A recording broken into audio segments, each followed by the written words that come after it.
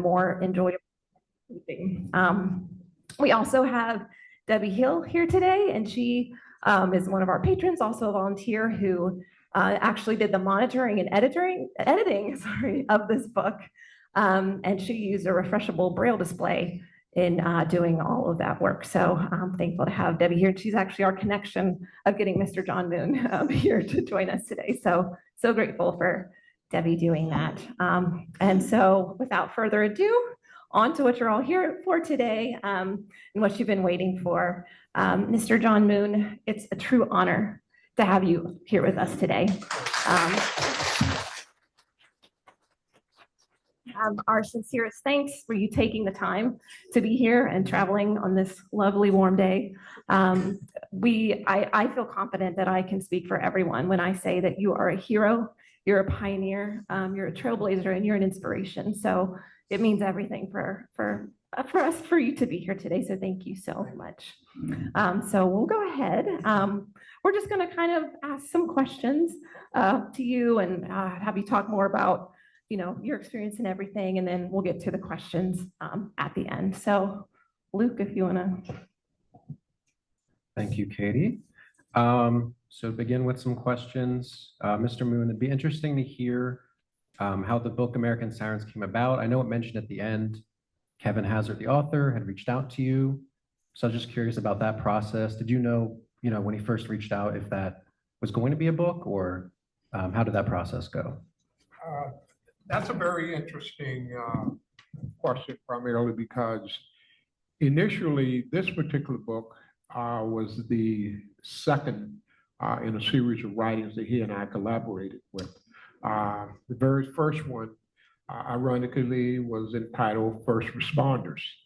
And it was more or less not in its book form, but more of a leaflet, pamphlet type of writing.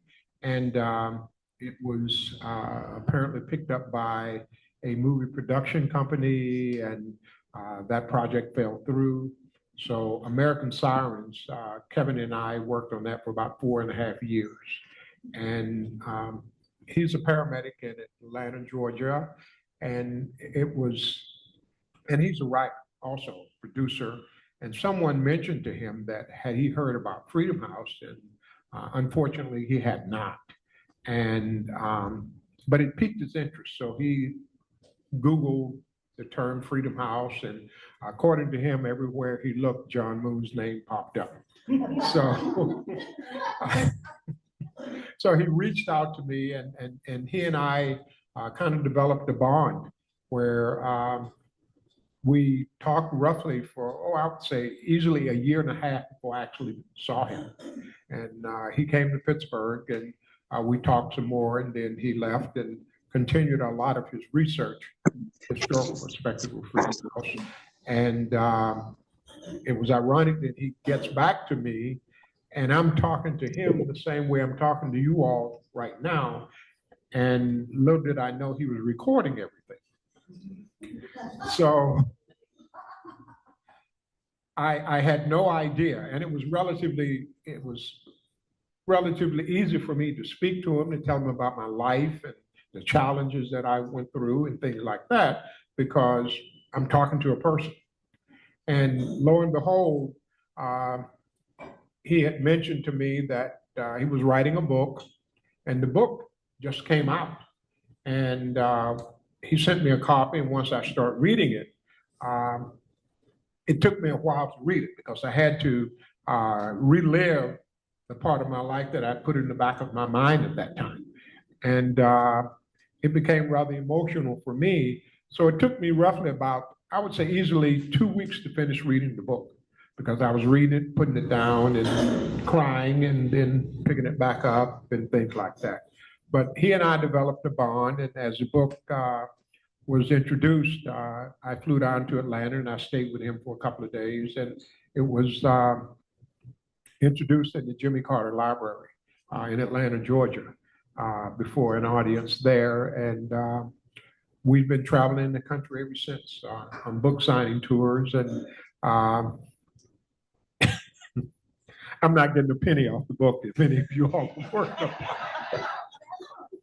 not one red nickel. So, but it fulfills the desires of my heart because it's a part of history that is laid dormant for well over 50 plus years that I wanted to kind of resurrect and get back out into the world to let the people know that this part of history, the EMS component of it that we all take for granted today, that's glorified on television, that's copied around the world, began here in Pittsburgh. And it began here in Pittsburgh by a group of individuals that, by society standards, we were labeled as the least likely to succeed. Hardcore unemployables, which simply said that nobody would hire you. And society's throwaways. And as I think about that, I often think about that fact that society made one mistake. They didn't tell us that.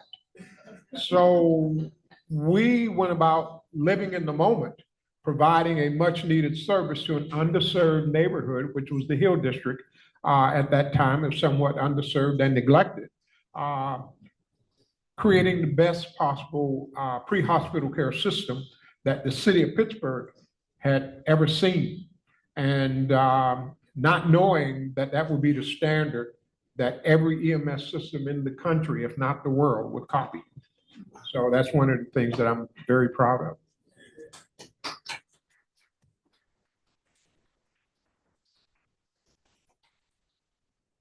Thank you very much. I'm curious, I mean, it sounds like you and Kevin had a very close relationship, so I imagine you're probably pretty happy with how the book turned out. Is there anything that like wasn't in the book you wished was, or do you feel like it pretty much captured everything? I really think the book itself captured just about everything that both he and I wanted published. It actually went above and beyond that. And one of the drawbacks about that book is it had to be written in order for this country to realize where EMS began. And unfortunately, that's the part of this whole big picture, I have to admit, that saddens me the most, is that oftentimes people think that EMS began in Los Angeles and Seattle and Jacksonville and Miami. And they give all kinds of accolades to those particular services. But what people don't realize is that at Freedom House, we wrote the very first paramedic training manual that every paramedic in the United States was required to read in order to become a paramedic in this country. And in order for us to write that book, we had to prove that everything that's in that book, we were able to do. So that in itself is one of my many crowning moments about the book itself. And it's just a mere fact that I want the world to understand where, like I said, this system that we all take for granted today. I spent 34 years with the city of Pittsburgh Emergency Medical Services. And even today, there are people there that have never heard of Freedom House. And that's one of the things that I'm working to change. And while I was there, I lobbied City Council to have Freedom House's emblem placed on every one of Pittsburgh EMS's vehicles. Unfortunately, once I retired in 2009, it's a combination of getting new vehicles and the emblem somehow disappeared from there. So I'm working with the department remotely and in the background because I'm no longer employed by the city of Pittsburgh to get those emblems back on those trucks.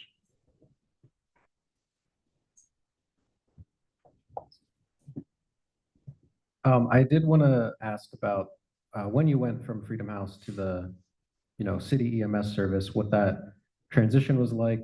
I mean, you obviously weren't treated with the respect you were at Freedom House. I remember in the book, there's that moment where someone's having a cardiac arrest and nobody else actually knew how to do it.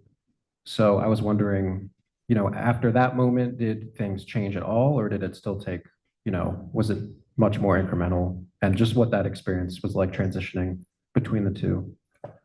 Well, I kind of have to draw you a picture of what occurred during that transition period. Freedom House was the premier service for the residents of the Hill District.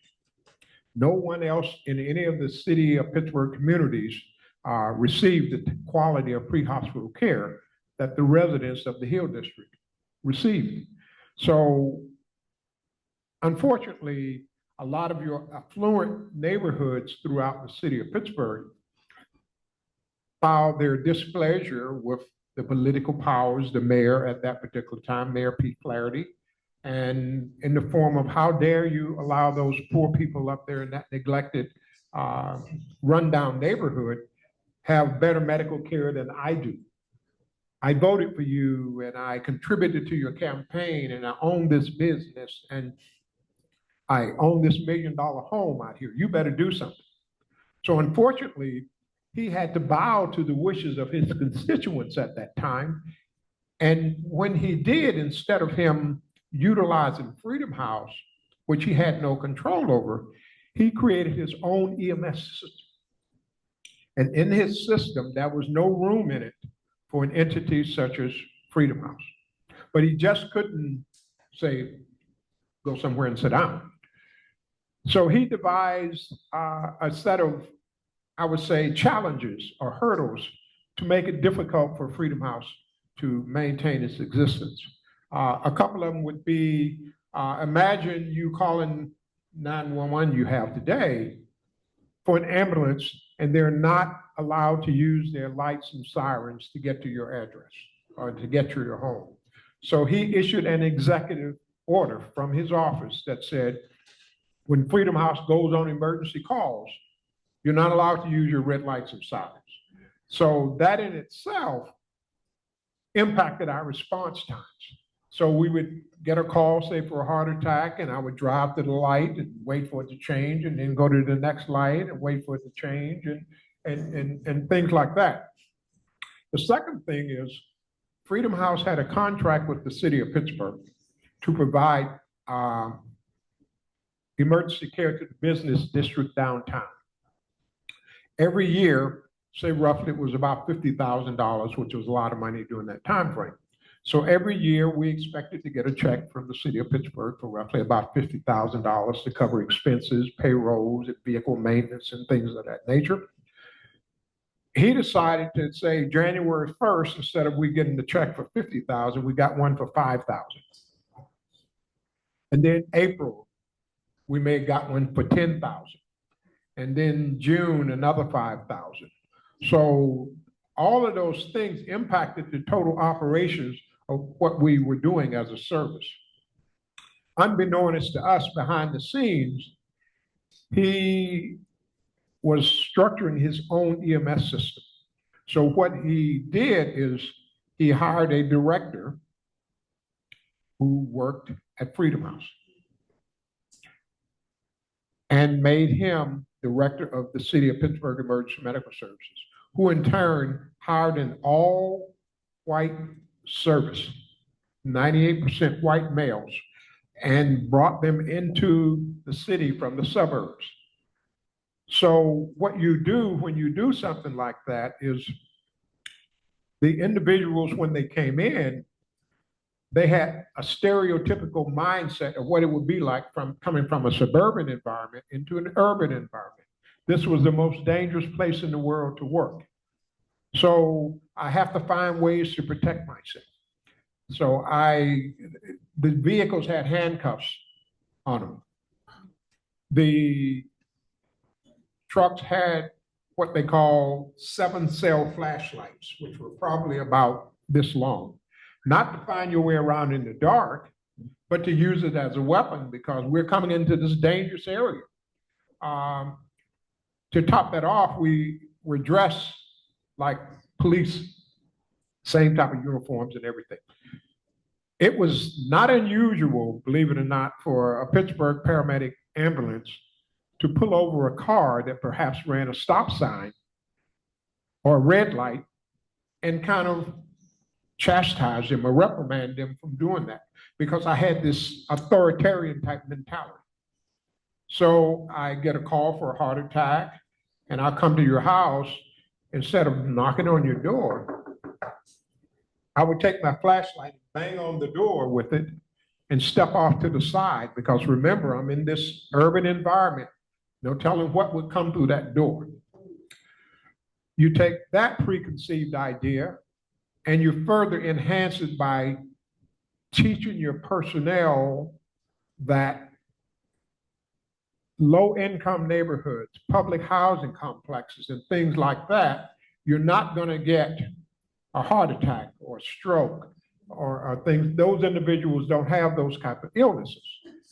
If you get a call to, say, a public housing complex, it's going to be a domestic violence, it's going to be a drug overdose, it's going to be a shooting, it's not going to be something of a medical nature. If you want to deal with medical calls, perhaps you should be assigned to a unit that perhaps handle Point Breeze or Squirrel Hill or Brookline and things of that nature. So you had all these preconceived ideas. Now, to go back to your original question, when I got to Freedom House along with my colleagues, the goal was to eliminate as many of Freedom House's employees as humanly possible. And it was very, very successful. And you do that by putting them in uncomfortable positions, constantly testing and shift changing and things of that nature, because we had an agreement, and it's on display at the Heinz History Center, if any of you all ever get there, that said, when Freedom House's personnel come to the city of Pittsburgh, they are not to go through any additional training. You will do your best to assign them into the Hill District. So unfortunately, the city of Pittsburgh reneged on that deal. So I had, along with my colleagues, go through intensive training dealing with the things that I'd already been trained on. Remember, we wrote the book, all in an effort to frustrate you to say, okay, well, you know, I don't need to deal with this. I'm out of here. So if you think about it, as I mentioned earlier, the majority of you have never heard of Freedom House. And I understand the reasons why, even though it saddens me. But the goal is, if you get rid of the history makers, you essentially get rid of that part of history that they made. So that was the overall intent for Pittsburgh EMS at that particular time. Personally, I wasn't allowed to do anything. I couldn't talk on the radio, I couldn't examine patients, I couldn't drive the truck. I was just an observer, despite all the skills and all the experience that I'd had. Until one day we walked into a patient's home and the person was unconscious, not breathing, and their heart was not beating. And the crew that I worked with didn't know what to do. They panicked. So they looked at the person that wasn't allowed to do anything and say, you take over. So I, in turn, assigned duties and responsibilities and things to the crew, and we subsequently saved the person's life. And that's fantastic. But it had to be kept quiet because I wasn't allowed to do anything. During that time, once I experienced that, I had to make a decision. Do I, in turn, remain this quiet, unnoticeable person that the department is accustomed to, or do I step up my game? And I chose the latter. I chose to become more assertive, more outspoken, more vocal at the scenes of calls. I wanted Pittsburgh EMS to know who John Moon was. And fortunately for me, it worked. But as I continually went up the ladder and got promotions and things like that, I noticed the department steadily remained white. I made myself a promise. that if I ever got into the position to make a change in Pittsburgh EMS, I would devote the rest of my career to doing that. Pittsburgh EMS went 10 years without hiring an African American. And I decided that I had to challenge the leadership of the department. So during that time, okay, it's your idea, you figure out how to do it. So I designed the very first diversity recruitment program in the city of Pittsburgh. And it became the norm of hiring paramedics for Pittsburgh EMS. That was never an all-white group. And so it was based on racial comparison. Black, male, female, white, male, female. Every hiring class that we had. And that became the norm until the troublemaker left.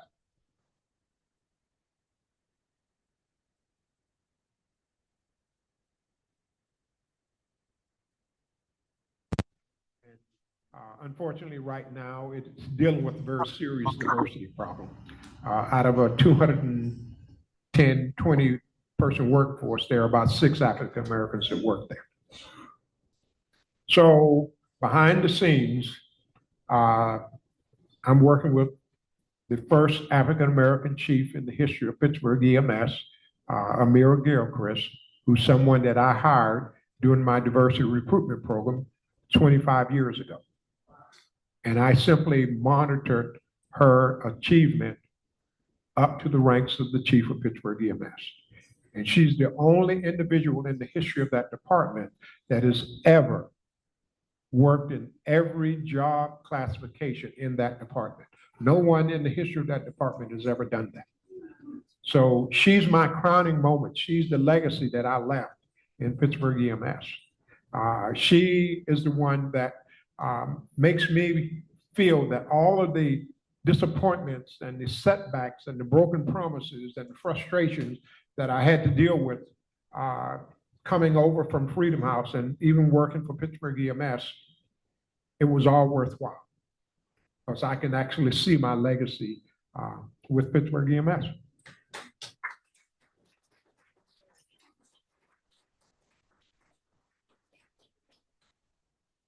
You all know I like to talk. Like listening to you. Okay. I'm actually quiet and shy, believe it. I wanted to ask, it just seemed like it was unrelenting, just the hostility, the racism, everything that you went through, that it never, after every transition or just from day one, it seemed like it was just relentless. And I'm just curious, how did you not, I mean, give into the emotions, the frustration, just everything? How did you keep your hope and determination and perseverance alive during that to just keep going? You personally, just how did you hold on to that and keep going? Well, from a personal standpoint, even though I didn't know it at the time, because I was so, obviously so young, but as you read in the book, the trials and tribulations and hurdles and setbacks and disappointments that I experienced from the age of 5 years old all the way up prepared me to deal with the challenges and the problems and the issues that I was going to encounter later on in life. And for you all that haven't had an opportunity to read the book, it talks about my growing up in Atlanta, Georgia, which was totally segregated at that particular time. And that was the law. My mother died when I was about 4 years old. My father did the best he could to take care of myself and my sister, who was 3 at the time. And that was a challenge. So what I do is when I look back at those things, I look at things somewhat different.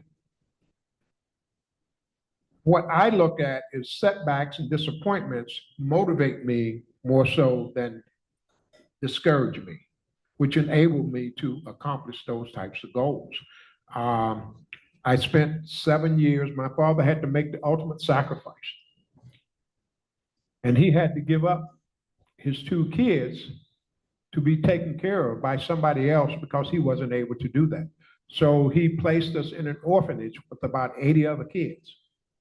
So we stayed there for 7 years until I was adopted by a family here in Pittsburgh that I didn't know I had.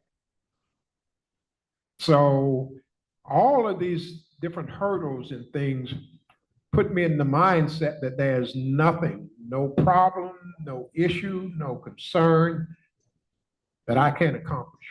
It may take me some time to do it, but the word unable to achieve is not part of my vocabulary. And I've actually lived by that. And that's what I was able to do to go through the challenges I had to deal with Pittsburgh EMS. I wanted to talk a little bit about Nancy Caroline and her entrance into Freedom House. She is a woman and a white woman that came in to Freedom House and took over there. And it talks in the book, it talks about how she would listen in on your calls, kind of wanting to know why you chose what you did and going on the calls and everything with you in the ambulance.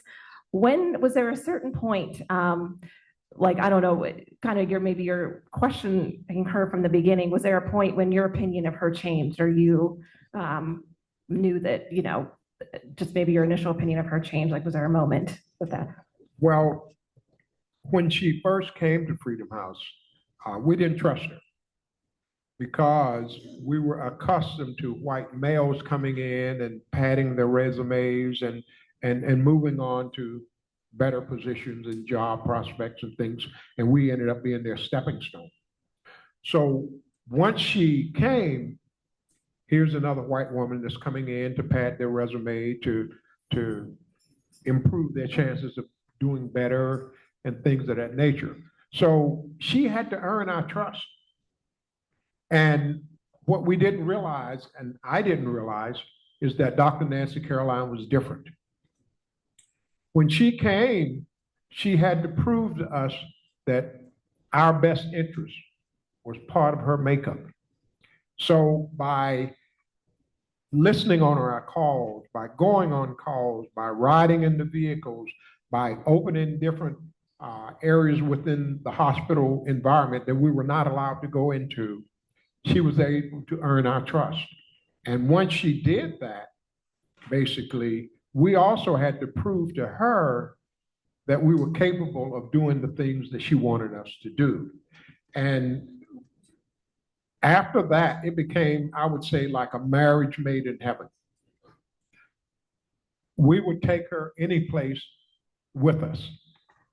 If you can imagine this picture, a 5'2" Jewish woman walking down the halls of Montefiore Hospital with 4 black guys with afros and beards. Walking right into an intensive care unit, not stopping at the desk, not saying we're here, but walking right up to the patient's bedside and challenging us on the condition of the patient. What's the chief complaint? What is that medication she's giving? What is the side effects? What is the lung sounds? What are the heart rhythm? What is this patient's outcome? What does she hope to achieve? What is that medication going to do for them? Why are they getting it? So she put us in a position that we were constantly being challenged on a day-to-day basis. And she was doing that to prove to us that we were better than we were.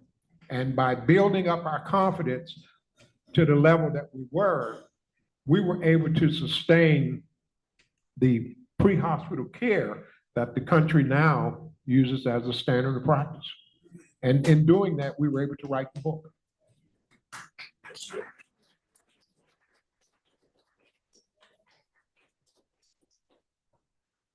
Kind of rewinding a little, when you were first joining Freedom House, I think it was they had to meet a quota of 44 people, something like that, to go through the training. And it mentioned there were a lot of like personality tests, evaluations, and that a lot of people at that time dropped out. Was that part a struggle for you? Did you consider dropping out, or had it just been, so hard to get to that point that wasn't, that part wasn't a big hurdle? It really wasn't. And that's interesting that you said that, because before coming to Freedom House, I worked as a hospital orderly at Montefiore Hospital. And if you can imagine, an orderly was one step up from housekeeping. If there was any money missing from a patient, the orderly stole it. So what I did as an orderly is we washed the male patients. We transported people back and forth to therapy. We made beds and all of the mundane stuff. And one day I happened to be in a patient's room, and 2 Freedom House paramedics came in to transport a patient home. And it was something about these guys that piqued my interest. When they walked into the room, they commanded the attention of everybody in that room. They didn't have to say anything. Just their mere presence.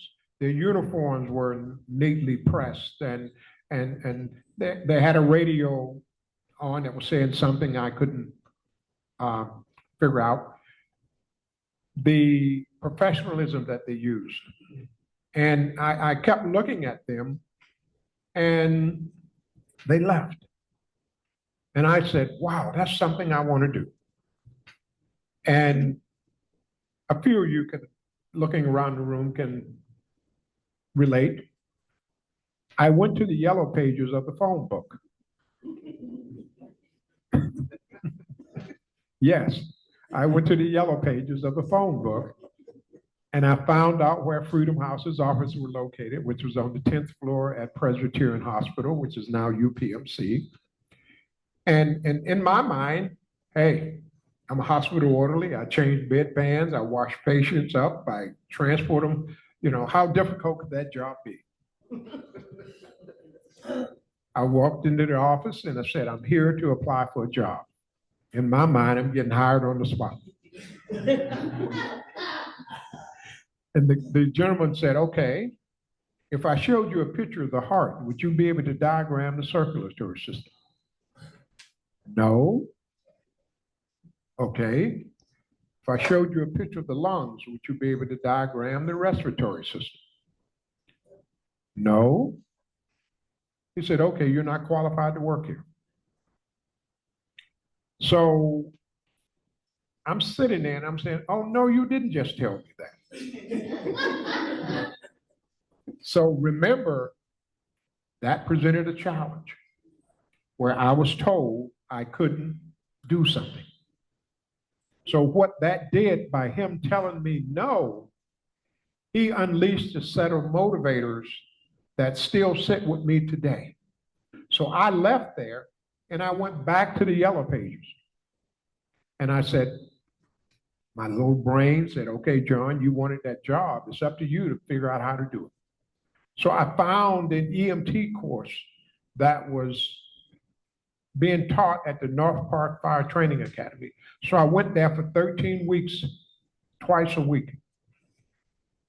Passed the course, got my little certificate, and went back to Freedom House 3 months later and got hired on the spot. So much so that they sent me from Freedom House's offices down to Forbes Avenue to the uniform store to pick up that white uniform that I admired from those 2 guys. And I probably worked with them, but I never knew who those individuals were. So the challenges merely are motivators to force me to do something that somebody tells me I can't do. And I took that and worked at Freedom House for 3 years. And actually, when I worked at Freedom House, I still had my job as an orderly at Montefiore. So I worked 2 years, 16 hours a day. I was a lot younger then, so don't. I was like 21, 20 years old, so that was nothing. But I had to make a decision, and I chose to let the orderly job go and work full-time at Freedom House. And it's a decision that to this day I'm thrilled to death that I made it.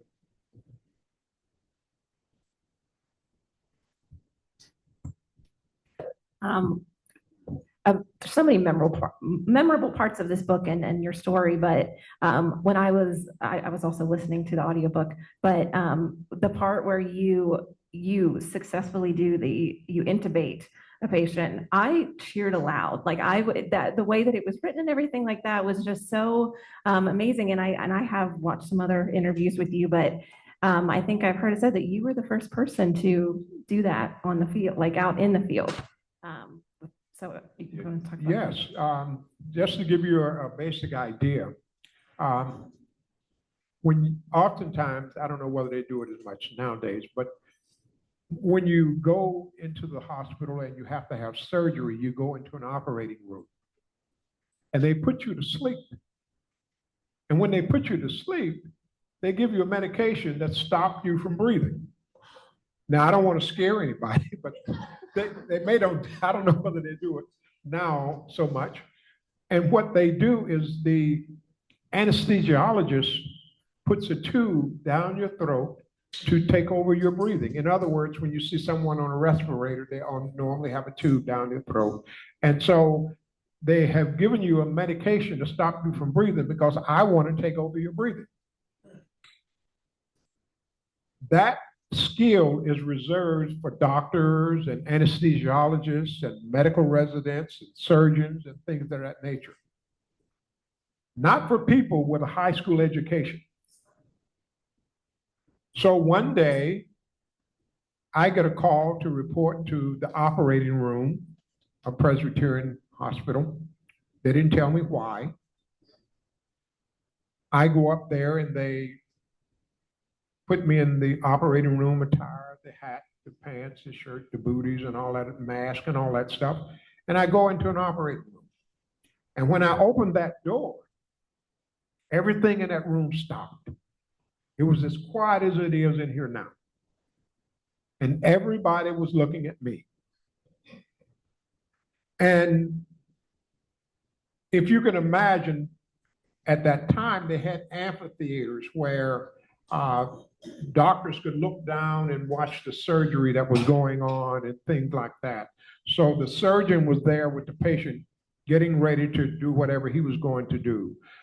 They had put the patient to sleep and the patient was lying there unconscious in the operating room. The nurse, operating room technicians, they all stopped and they looked at me. And what I later found out is that the reason they were looking at me is because the only time a person that looked like me that came into an operating room was with a mop and a bucket. But I didn't have that. So the anesthesiologist, I'm with the head of the department. He walks over and tells the doctor, get up. You sit down and intubate that patient. Now, I knew all these people were there, but I didn't see them. And at that particular moment, failure was not an option. Because had I failed that procedure, paramedics today in this country and perhaps around the world would not be allowed to do it. So I performed the procedure successfully the very first time. And to make matters better, I went from room to room that day doing what we call tracheal intubations on unsuspecting patients that was having surgery. Little did I know, less than a week later, I would take that same skill from the hospital out into the street and perform it in the patient's home. It had never, ever been done before. No one had ever thought of it. Try to keep in mind is at Freedom House, we changed the mindset of people. The mindset at that time was someone's sick, someone's hurt, let's rush them off to the emergency room. But we brought the emergency room to the person. So we're able to prove that it's not how fast you get them there that determines the outcome, but what's being done for them before they get there. So everything paramedics do today We did back in 1967 up until 1975. Every single thing they did. So that procedure itself, to me, was no big deal. Unbeknownst to me at that time, that was just the beginning of the challenge. Because what we were doing is the emergency rooms were not accustomed to us bringing a patient in that perhaps had an IV, that we had given drugs to, that was intubated, that we could talk about what their heart was doing, that we were giving oxygen to. They were not accustomed to that. So we had to teach them that this is what you will expect every time we bring a patient in here. On top of that, when we took that patient that I put the tube down the throat, I got challenged by the emergency room. Who did this? Who told you to do it? Dr. Nancy Caroline. And who are you? I'm John Moon, and I work for Freedom House Ambulance Service. So the emergency rooms were not even accustomed to the type of treatment that we were providing because they were so used to patients coming in, you drop them on the stretcher, and you go on about your merry way. But we took the emergency room from the hospital and took it to the patient's home, or out onto the street, or wherever we would find them. And that concept had never been done before. So that was a challenge with the emergency rooms, because we had to teach them to expect that. And in doing that, they laughed at us because they weren't accustomed to me coming into your ER saying this person was unconscious. I gave him oxygen. I gave him this drug. I gave him that drug. The heart looks like this. The lungs are clear. That's the things that doctors talk about in the emergency room. So when I got laughed at by the emergency room staff, I got upset. And I went back to Dr. Nancy Caroline and I voiced my concerns. I said, why are we learning this? She didn't even listen to me. She said, if you don't learn to speak the language of the emergency room, no one will ever listen to you. I want you to go back in there and find the doctor and you talk to him the same way you talk to that nurse. And I did that, and it was received in a far more positive standpoint. So those are the challenges that we had to face that, no one actually even realizes today. You wouldn't dare bring a patient into emergency room and not have a complete report or workup on what you did, how you found them, the medical history, the medications, and things like that. So we had to introduce society to that way of thinking. I think we want to go ahead and maybe open it up to anyone here. So we have it's about 10 till 2, sorry, but if we go over, that's fine too. So if anyone in the room has questions, if you raise your hand, and we'll try to get around to we might have to, if you say your question, we're going to repeat it because I think that'll be best for the for everyone virtual. Stephen, did you? There was a question asked remotely. Okay. Who was your biggest support? Okay, so the question is, who was your biggest support? Dr. Nancy Caroline, who was our medical director, and Dr. Peter Saffer, who was the chief of the anesthesiology department at Presbyterian University Hospital. Dr. Peter Saffer, for one, was a visionary. He had a vision of bringing the emergency room to the person, but no one believed it. No one believed that what paramedics do today was a determinant factor. So once he was able to train Freedom House's personnel to do those things, then it became the norm. So we took his vision and took it out into the street, which it had never been done before. And the things we were doing had never been done before. So those are the two individuals that stepped outside the norm, sacrificed their reputation for the betterment of mankind. And whether people know it or not, the whole paramedic profession owes a deep debt of gratitude to those two individuals. We were the very first to take CPR from the hospital out into the street. Now it's no. All right, Celeste, you have a question? Present this history to schools. So the question is, do you present this history to schools? Yes. I would prefer, right now, I'm traveling around the country, but it's the wishes of my heart to make sure that everyone in the city of Pittsburgh knows about Freedom House Ambulance Service. Yes. All right, we'll go, Mr. Hoots. I just wanted to make a quick comment. I'm so happy and elated to be here today to hear this story. I have so much deep gratitude to you and the guys who work with you, all the people who work with you.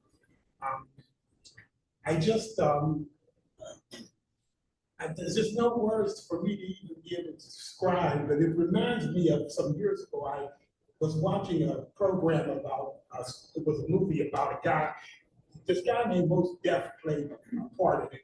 And it was about a black guy who was at Harvard or one of these universities, and he was an excellent physician.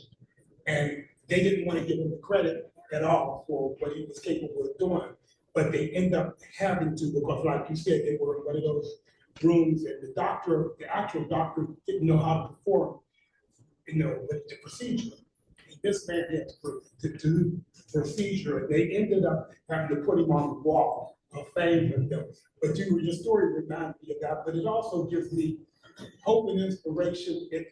I wish I would have met you when I was a young man. I know I'm serious, because of tenacity and all of the stick to it, and I wish I would have that. That's something that I wish I could have. Mm-hmm.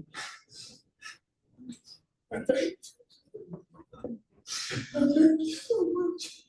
This story is so wonderful. I read it. I read the books. Lamb this place has been so wonderful to me, and I have it at home now. I'm still listening to it, so I thank you so much. I'm sorry. I won't be able to repeat all of that, but Mr. Hoots just had words of praise for Mr. John Moon here, and you referenced a movie that maybe kind of reminded him of the book and of a doctor who, or a person who had to do some medical stuff that wasn't, had to do it in place of some other doctor. So he referenced that, but also just he said he wished he knew Mr. John Moon earlier, and just words of praise for him. So thank you. All right, Holly. 2 questions, I guess. Yes. Is the work, I guess the knowledge that paramedics have developed in your manual on being transferred into a number of community colleges in the country? Okay. Question from Holly is the knowledge and everything of you said paramedics today being oh my goodness. Absolutely. One of the things I think you all need to understand is that as this career path evolved, it wasn't always this easy. It's in community colleges, there are universities that have paramedic training programs and things like that. There's hospitals that have it. The one thing that changed is that years ago, the only way you could get into a paramedic training program is you had to be part of a volunteer fire company or volunteer ambulance service. You're not going to have that in an urban environment. So what I did is I challenged that law, and I had to sit at a hearing before state legislators and explain to them how ridiculous it was, how racist it was, because it definitely was, primarily because the majority of your suburban volunteer fire companies and things like that are white males for the most part. And so if you make that the law that people from the inner city cannot get into that training, you essentially eliminate the opportunities available. So right now, yes, And when I voiced my concerns, they took the law away, and now anyone, no matter who you are, what training you have, you can apply to get into an EMT and a paramedic course into community college. And it wasn't always that way. Now, one more follow-up question. Have you personally made any efforts, or it seems to me maybe it would be a wonderful idea to make the history of Freedom House as well as the knowledge of paramedic medicine, emergency medicine, I guess I should say, especially evident and predominant in historically Black universities and colleges across the country? Has an effort been made to do that? Not necessarily in the colleges themselves, but right now, my main concern is local. So there are a couple of training programs now that pattern after Freedom House. There's a Freedom House 2.0 program, which UPMC is sponsoring, as well as Workforce Partners, where they recruit from the community, disadvantaged individuals, single parents and things, and place them into a training program, pay them to go, and obviously with the hopes of hiring them. Pittsburgh EMS right now has a Freedom House EMT Academy built into the system where they recruit from the inner city and train you, pay you to go to school, and once you're clear, guarantee you a job because you've been trained by them. So those are the types of things that I'm working on. The Freedom House 2.0 started in the Hill and is expanded to Erie and Harrisburg and Westmoreland County now. So we're busy at work. Thank you. Yes. I'm gonna get Ann and then I'll get Tom. So Ann, go ahead. I have a question and then Yes. where in the Presby lower area were you located? Now, I know their entrance has changed a number of times, but I can't quite envision where you're waiting. If you, obviously you can't do it now because of all the instructions, but on the very first level, right outside the emergency room, that was like a drive-through area where you could back your ambulances up into it. Just to the left of that was a glass enclosure, which is where Freedom House's dispatch center was. The administrative offices were on the 10th floor of Presby, but that area now has been closed off and, they use for patients, things like that. That's where it was. My comment is, I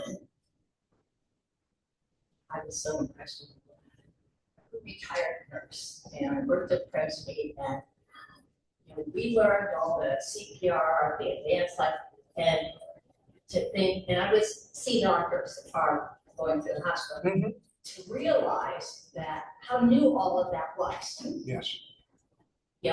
People just act like it was, this is the way it's always been. So I really appreciate your sharing the information. Thank you. Thanks. Tom, I'm gonna go ahead. I can project. I have a question and a comment, and maybe you've already answered this question, but with Mayor Gainey being in office, do you think that diversity employment will be exponentially expanded? Absolutely. As a matter of fact, as I mentioned, the Freedom House EMT Academy within the City of Pittsburgh Emergency Medical Services is designed for that purpose, exclusively for that purpose. He just appointed last May 5th to be exact, the very first African-American chief of the department in the 48-year history of the department. The goal at that time was to make sure that that never occurred. And I can tell you from experience that that was the intended purpose, that Pittsburgh EMS was never supposed to have an African-American chief to run that department. And by him becoming mayor, and I actually worked with him when he was part of the Ravenstall administration. And he was part of the Diversity 365 program that the city had to monitor each department. So absolutely, yes. My comment is, let's have a round of applause for Debbie who made this possible.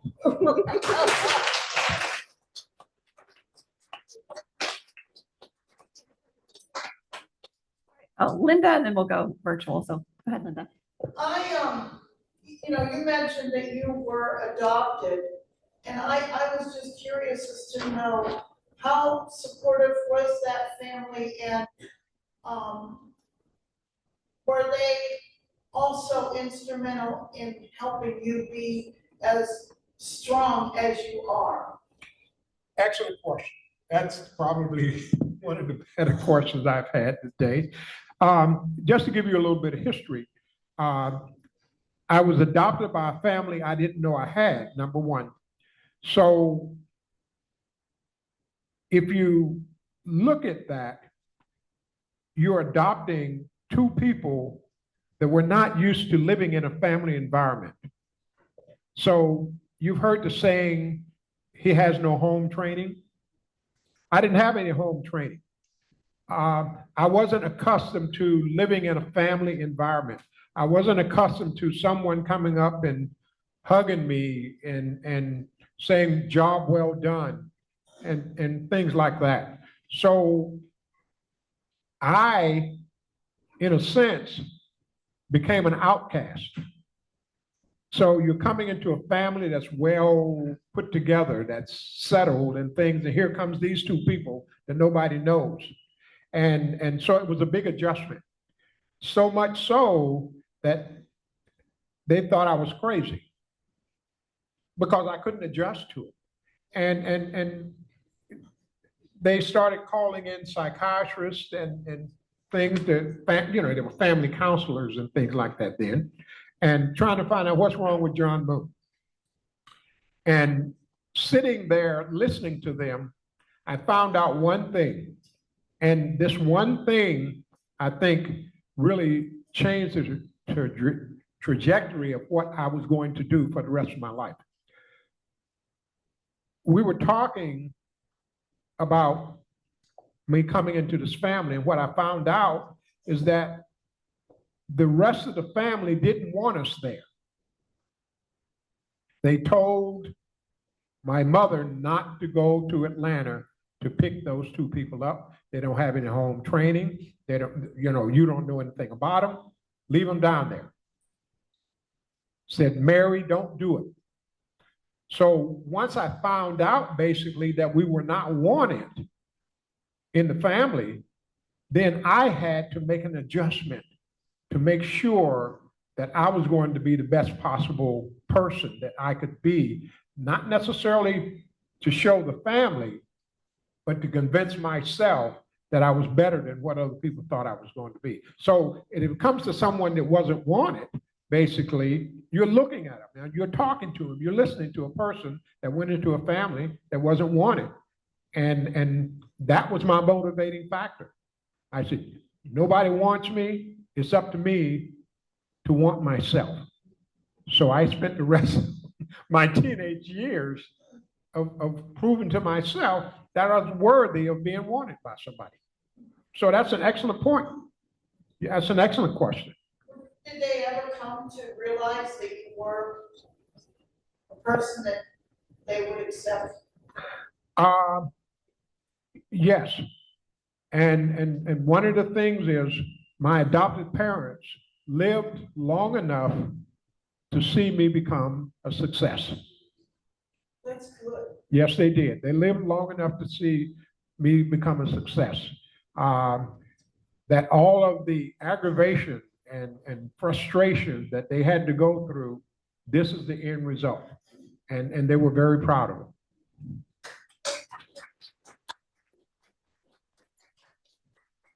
I'll come back to you. We're gonna go Stephen real quick for the virtual question. Comment and a question. A movie about your story would reach many people. Is there any attempt for a movie deal? I don't know whether you all know, and I probably should have brought it, but please forgive me. There's an Emmy Award-winning documentary out now called First Responders, and it chronicles the history of Freedom House. It was done by WQED, and I mentioned I was at Western Psych yesterday, not for treatment, but I was talking to a group of doctors. But I have the Emmy Award at my house. Yeah, the actual documentary won an Emmy. Yeah, it's called First Responders. All right, we'll go in the back there. Go ahead. So I have a couple things to say and I have a question. So a couple months ago, I had heard you have a speech at the National Soldier Memorial. You had seen a couple schools around. I like what you had said there. I have learned a lot about the Freedom House there. And my question was, when did you get your credit? Personally, you get your credit for all. Well, it's still going on now, believe it or not. As I was talking to a group of people yesterday, and it was a group of doctors, they had not heard of Freedom House. So what I do is I take opportunities like we're here today, and that's why I mentioned you all are helping me fulfill the desires of my heart. And that's to keep this part of history that's been dormant for well over 50 years. So from a credit standpoint, it probably will not happen. But I want people to know that the EMS system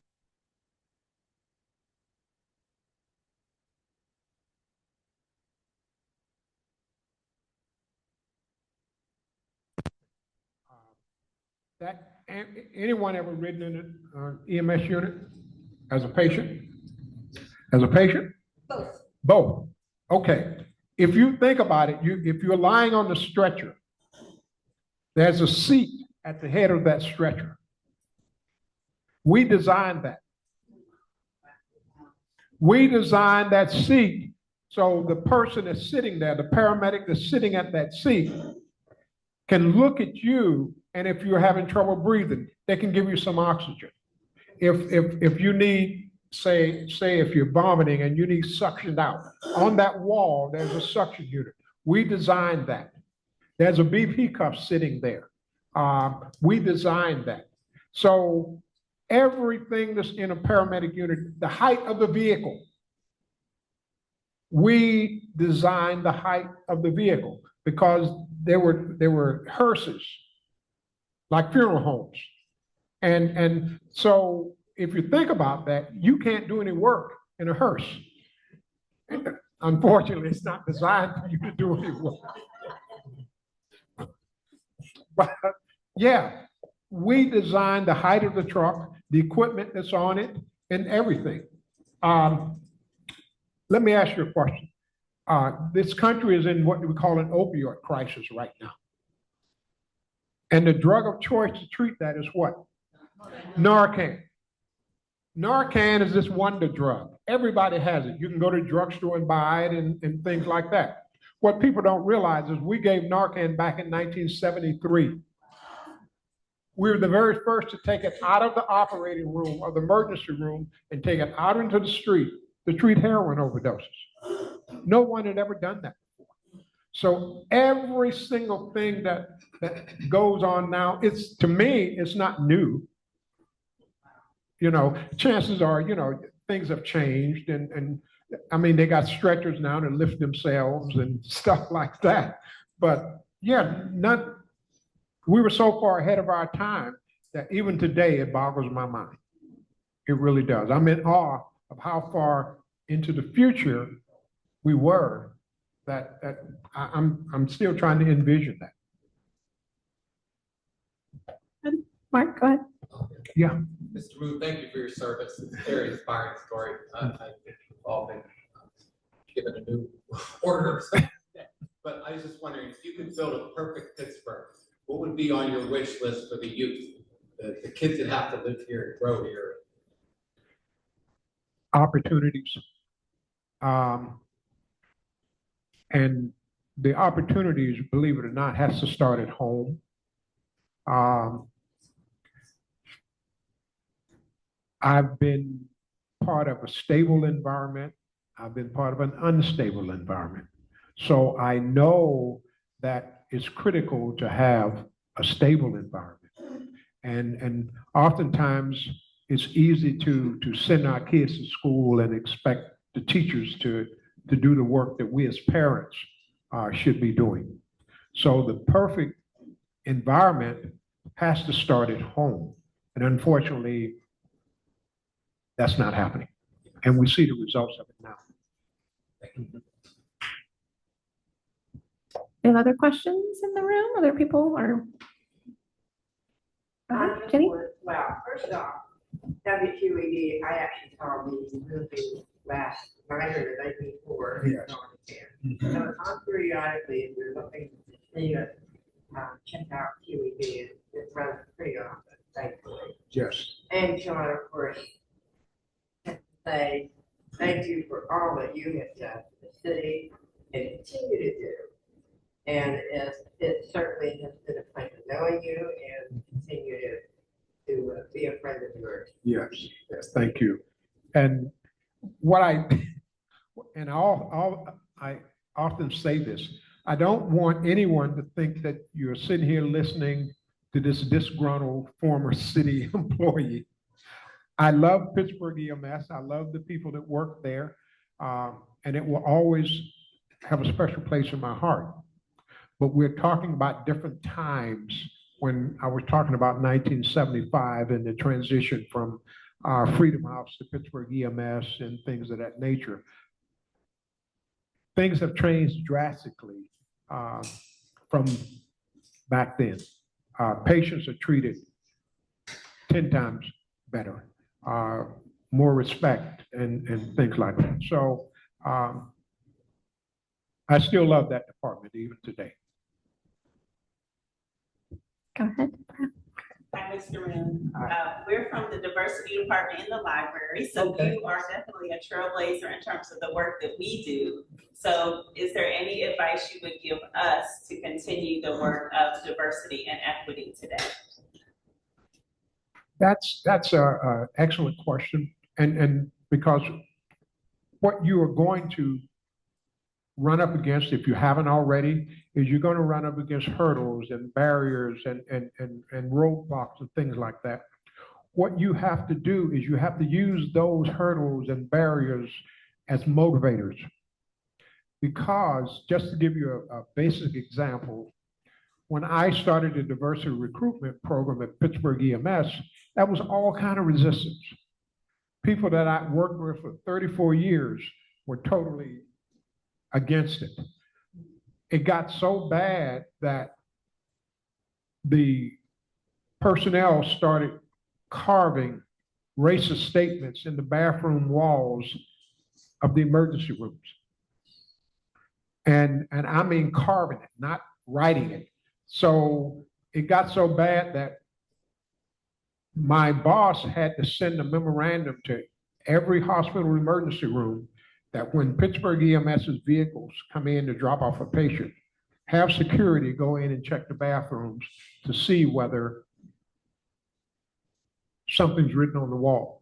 So the hurdles that you're going to have to overcome them and use them as motivators. I had to fight the personnel department because they threw in credit checks in order to get into a training program, or psychological exams and things like that. And so you have to be prepared for that, and don't expect things to go smoothly. But every hurdle you run up against, use it to motivate you to try even harder, because that's what it's there for, to motivate you.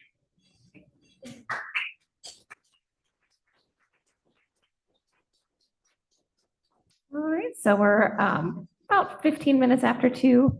Any other questions in the room? Did I miss? Go ahead. Yeah, Mark, go ahead. And there's more. Just curious, did the Hill District Library play any role in the lives of the Freedom House? I did a couple of presentations at the Hill District Library. Yeah, next month I'll be going out to Whitehall.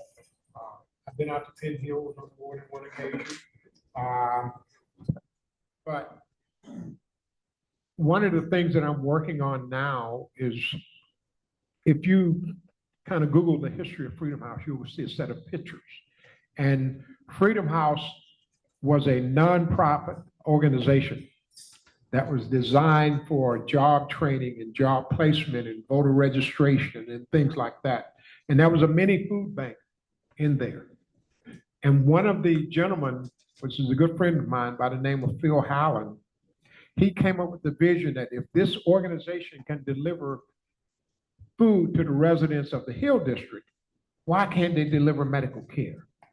Because we had to rely on the police to transport you back, to transport you to the emergency room. The community had a very adversarial relationship with the police, who were predominantly white males. So if they came to get you, they did. If they didn't want to come, they didn't come, or they took their time getting there. So can you imagine a police wagon, which had probably dropped an intoxicated patient off at jail or transported a prisoner or what have you, coming up to your residence, two officers escorting you to the back of this wagon, placing you on a canvas cot, and both of them getting up front and driving you to the emergency room. So if something happened to you in the back, you stopped breathing or your heart stopped beating, there was nobody back there to do anything for you. So we had to impact that type of treatment that was being done in the neighborhood. So once Phil came up with this vision, he approached Presbyterian Hospital, which is UPMC today, and said, I want to do something for this community. And as I mentioned earlier, Dr. Peter Saffer had trouble getting his vision out to the world. Up comes this organization. So the two merged together. You train these people, and I'll have them take your vision out into the world. That's the only way it got out there, is these individuals, or we were able to take it from the emergency room out into the streets. So that goes from Narcan to CPR to the design of the vehicles to the red lights and sirens, everything that you all see today. We did from 1967 to 1975. Every single thing. Very first. And just to let you know how passionate I am about this, I told you earlier, we wrote the very first paramedic manual. It's called Emergency Care in the Streets. It gives credit to the work of Freedom House. But as more and more editions of that book are being printed, Freedom House becomes a footnote. They give credit to Jacksonville and Miami and Seattle and Los Angeles and how great those systems are. And then they say, Freedom House, a group of Black men that didn't have an opportunity to get a high school education. But we wrote the book. So those are some of the things that kind of motivate me to, to make sure this part of history is out there. Mm-hmm. Yes. Another question? Go ahead, Mr. Hoops. Yeah, I just wanted to know, do you have any idea of how people like myself and others in the community can motivate young, especially African American people, males and females, to understand that it can be a career, a lifelong career that they can retire from, and that they would also be doing a great service to all humanity. Is there some way that I can also contribute to things like that? I'm retired, I'm older than I, but I would love to be able to carry a message from you to them. Well, probably one of the best things, and someone mentioned, is it in the schools and things like that? If you contact Pittsburgh EMS and ask to have someone come out and talk to a group of individuals about the history of EMS and the the advantages of it. Because when I started my diversity recruitment program back in 1990, I went out to job fairs and I went out to community centers and I recruited people that had no idea what a paramedic was, had never heard of one, and put them into a training program and taught them skill, obviously, and some of them are still working for Pittsburgh EMS today. And some of them have retired and got pensions and move on to other things. So, yeah. And so, there has to be an effort. But, unfortunately, municipal government operates on the notion that if nobody complains about it, it's okay. Yeah. So I'm speaking from experience that if ain't nobody complaining about it, there's nothing wrong with it. And that's not true. So there has to be more or less a proactive way of doing it. Municipal government is reactive.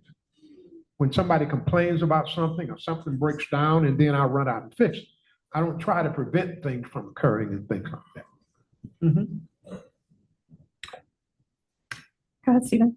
Another remote question. What are certification levels? EMT, EMR? Emergency medical technician is roughly, probably years ago, it was an 81-hour course. Now it's up to a couple of hundred. The paramedic course is roughly about a year, which includes classroom time. It includes time in various specialty units at the hospital, and it also includes time spent on a paramedic unit, not observing, but actually treating patients. So if you look at it from that perception, you start out as an EMT and then move up to a paramedic, which is doing more as far as patient treatment is concerned. We'll just take maybe one or two more questions. Go ahead.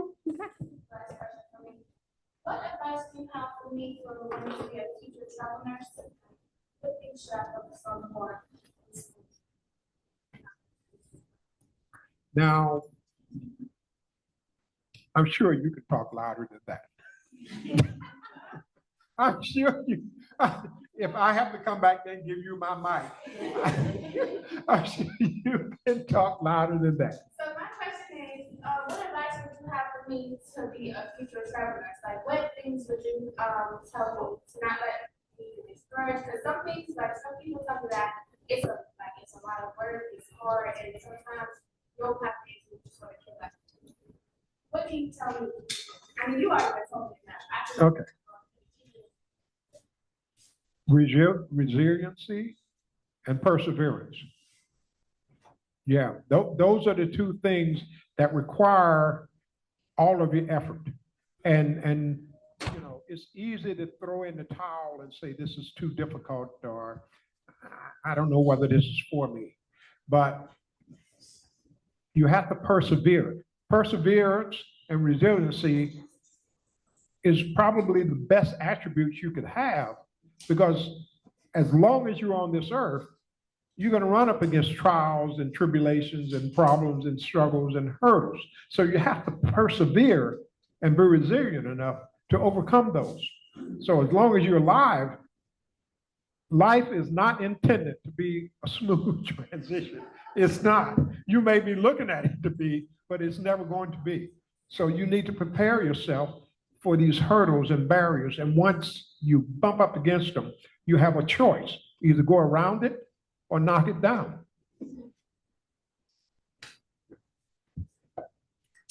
Okay, so we're almost at 2:30, so I think we're going to go ahead and wrap things up here. So I feel like I'm speechless with what to say. We cannot thank you enough, Mr. John Moon, for being here and just talking about everything. Thank you, everyone, for your questions.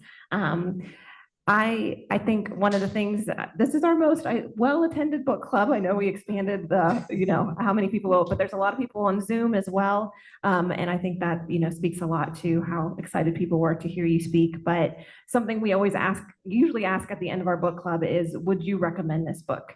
And I think we all will, for sure. But I know that you're incredibly passionate about, and I think we all want to do that too, is making sure that Freedom House is not forgotten, that history is not erased. And I think if we can do our part, even if it's spreading the word about this history, about this story, and pointing people towards it, I hope that we can do that small thing. But we're just incredibly grateful. Thank you so, so much, Mr. John Moon, for being here. Thank you all.